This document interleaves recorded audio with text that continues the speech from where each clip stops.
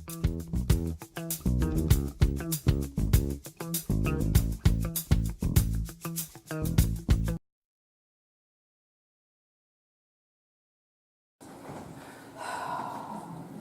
let's all take a breath together.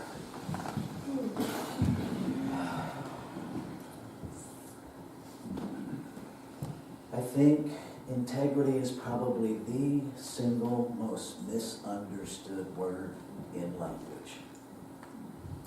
Because we tend to relegate it to honesty, which, if we're telling the truth, oddly enough, most of us know very little about honesty.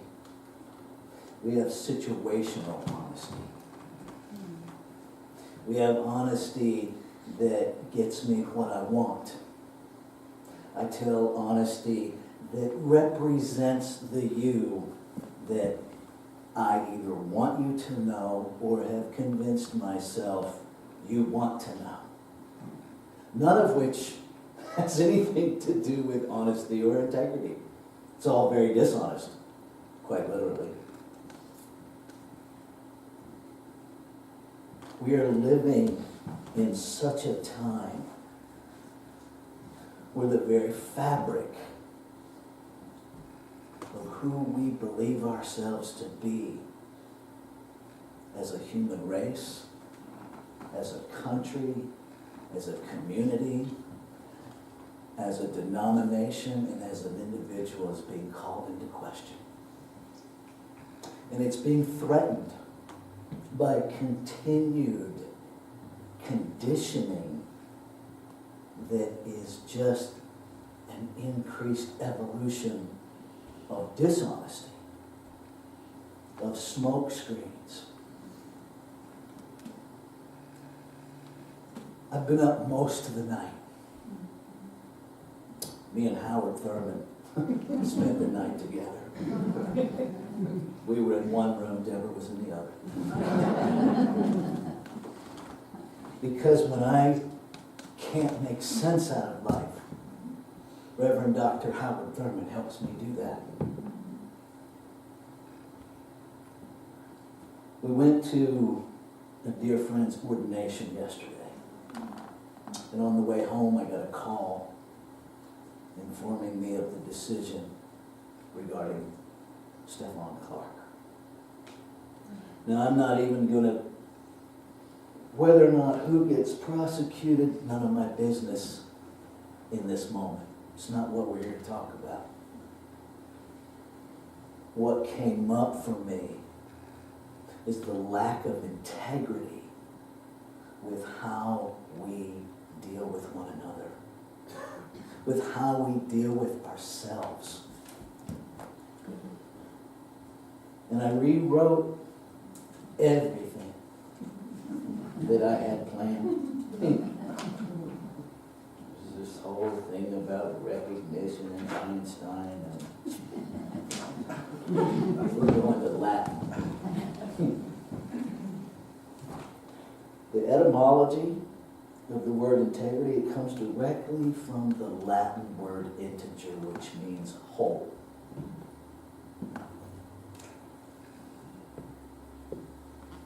It quite literally is two words, in meaning not, and tanger meaning to touch. It is a wholeness that is untouched, unconditioned, unaltered. In the abstract, in the adjective form, it means intact, whole, complete. Sound familiar? Mm-hmm. In the figurative, it means untainted, upright. And in the literal, it literally means untouched. When I look at that definition of integrity, I know I am integrity. It's not something I have. It's not something I get. It's what I am. It is what you are. And when we fail to know with absolute clarity the truth of our being, what in God's name makes us think we'll practice it? See, if I don't know that I'm integrity informed, my notion of acting with integrity has a huge disconnect. I can't act from integrity if I don't know that's what I am. I'm acting from some conditioned version of integrity, which by definition is conditioned, touched, which means it's no longer integrity. But I like to fool myself because I move around on planet Earth, where from time to time I catch myself actually caring what you think about me. And when I care what you think about me more than I care about the truth of me, I stop being me. Maybe it's just me. I'll entertain that. Maybe I'm the only one that does that. But I've had some conversations with some of you, so I'm pretty sure I'm not. One of the big things about integrity, even in our dictionary definition today, which interestingly enough, the first definition just says honesty. It's the second definition, where the truth lies. I just sat there looking at the dictionary and going, boy, look how we did that. We just took the truth and went, let's hide that. Soundness, wholeness, completeness, purity, correctness, and get this, blamelessness. So if I'm acting in integrity, I'm blameless. Which means I have nothing to defend. So if I find myself being defended, that's a signal that I am out of integrity. I'm out of touch with the core of my being. I'm out of touch with the truth of who I am. One of the other words that is often missed when we talk about integrity is consistency. See, if I am consistently who I know myself to be, I am the same every place I go. There's not a husband Rafe, and a father Rafe, and a minister Rafe. There's just Rafe. And you can count on wherever you encounter me, you get me. Authentically me. But again, authenticity goes to, I have to know who I am. I have to know who I am. What I want you to know this morning is who you are.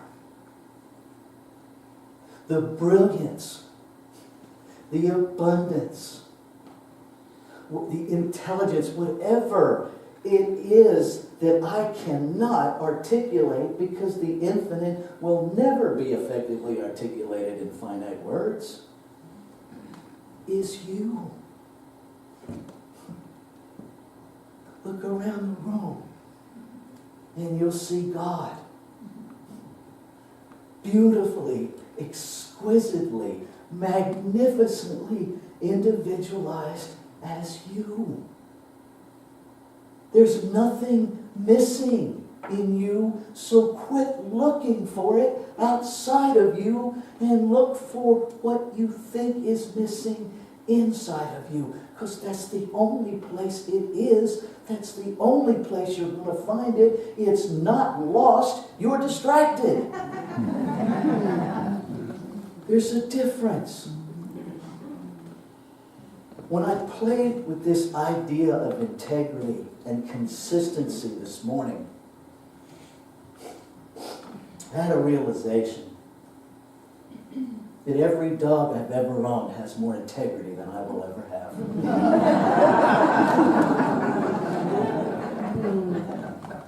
Because they are just who they are.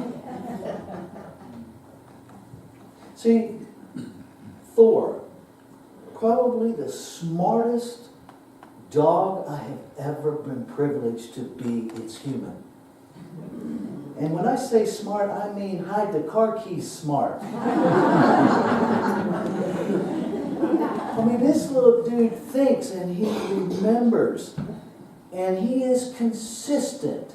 And he waits for us to be inconsistent to exercise the consistency of who he is. He ain't fooled. Deborah leaves her purse on the floor and walks away for more than 30 seconds. Thor is shopping. And he will actually lay stuff aside that he's not interested in until he finds what he wants, and then he's gone. It doesn't happen sometimes when Deborah leaves her purse on the floor. It happens every single time. Because he's clear who he is. And as I was wrapping my head around that, I thought about how we train our animals. And they will become compliant while we're looking. They have situational training. And that took me to probably the most integral being that I know on the planet, and that's a cat. See, you got some cat owners in here. They don't care if you're watching or not. They don't even submit to the conditional training. They're like, oh no, you're confused. I know who I am, and I know who you are, and you're going to be frustrated because I'm just going to be me. Consistently me. What would happen in your life if you showed up with the same commitment, the same clarity, the same consistency as a cat? I'll tell you what would happen. A lot of people would be really pissed off at you. Yes, I said pissed off from the pulpit. And I used it for alliteration. Which I didn't even know I was going to do. See, because we expect one another to show up a certain way. For me to be in integrity, for you to be in integrity, you have to be honest with yourself first. And then in those moments where someone wants you to be something you're not, you have to learn to say no in order to stand in your truth. And I assure you, people will have feelings when you do that. People will have opinions about you when you do that. They will write entire stories about your character because you utter a 2-letter word. And it really has nothing to do with you. It has to do with this lie that we tell ourselves that we don't like change. Big lie. If we had a stack of $100 bills and everybody got one coming in the door this morning, I'll bet nobody would be complaining. And that's a change. What we dislike is not getting what we want. That's what we dislike. And when we stand in our truth, somebody's not going to get what they want. And they're going to write a story about you. You know how you know that? Because you write the same story about them. Quit acting like you. Why would they do that? Same reason you do it. Because we're all taught to do it. And we're not taught how to stand in that space of, wow, I didn't get what I want. I got some feelings happening here. We're so busy trying to change how we feel that we miss that our feelings are an integral part of our internal communication system.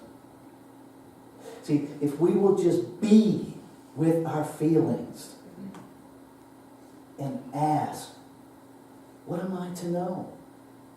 What's the rub? Because feelings come from a rub. It's an emotional friction. And if you will just lean into the inquiry, the feeling will dissipate as soon as it has informed you. That's its only purpose, is to inform you. And when you allow it to do its job as an integral part of you, it has no reason to be there, and it has enough sense to leave. We cement them and catalog them and hold on to them by refusing to feel them. Over and over again. And the worst thing is that we rob ourselves of the lesson that they came to give us. All night long, I did not want to feel the heartbreak that I feel today. I don't want to feel it. But what I want is to be a clear channel for healing. And I can't do that with my head stuck in the sand, refusing to look. As the song said, who am I to be blind, pretending not to see?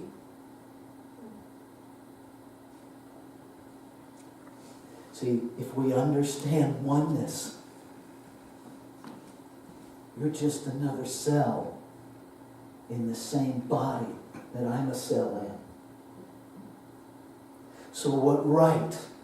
Who am I to pretend like your cell doesn't matter? Oops. Who am I to pretend? My own body doesn't do that. Every cell in my body communicates with every other cell. They notice. I have white blood cells that when they notice there's some infection in another cell, they race over there to help. They're called T cells. They're called helper cells. What stops us from identifying an infection in our greater body, whether it's community, our city, our town, our state, our society? What stops us from helping? What is the... No, I won't look. We already know it's there. You can't refuse to look if you haven't noticed it already. We already see it. One of the most precious things to me about this community that I know as Sierra Center for Spiritual Living is the conversations that I had within that first month that I was here. More than one of you came to me, shocked the bejabbers out of me with some version of, I recognize I have white privilege, help me learn how to use it to make a difference. I don't think you know how rare that is. I don't think you get it. But I want you to. You're amazing. The fact that you even want to wake up is amazing. The fact that you take that next step to actually do it is beyond amazing for such a time as this. Because the stage is set for us to run the other way. To hide behind our white fragility and just not look. And I'm looking at a group of people that have enough courage to go to their hearts and say enough already. And to own that I don't know what to do. So here's what we do. We start at home. And when I say at home, I mean your own internal home. Because before you can know the wholeness of anyone else, you have to know the wholeness of you. And so anything that is operating in your thought processes that tells you you are less than, I invite you to go home, sit down, and literally craft an eviction notice. I'm not kidding. And then read it to that part of you in the mirror until it's gone. Because there's nothing in you that is broken. There is nothing in you that is incomplete. There is nothing outside of you that can fix you, because you are not now, nor have you ever been, nor can you ever possibly be broken. You are perfection in form. It's who you are.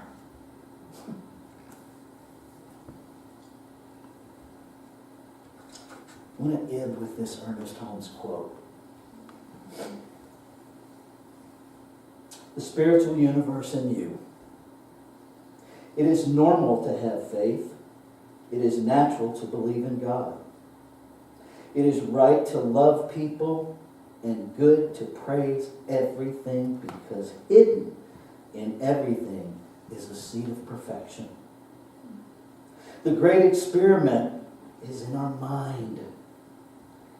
Here, in the integrity of our own soul, in the simplicity of our own heart, we can prove what the ages have longed for, lived for, and prayed for. That at last, though we have not known it, though the world has not suspected it, divinity has temporarily clothed itself in humanity. Let's take this into prayer. Bringing my full power of my attention to what is one, infinite, ever-present source.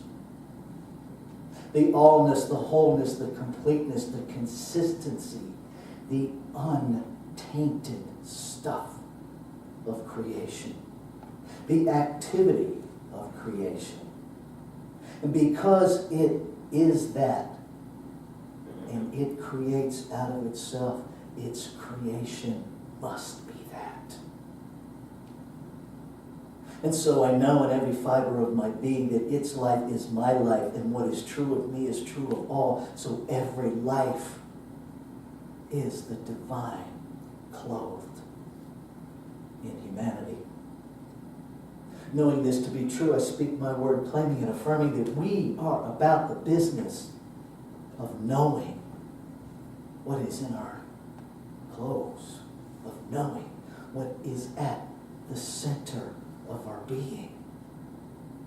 Knowing the perfection of first ourselves and then one another.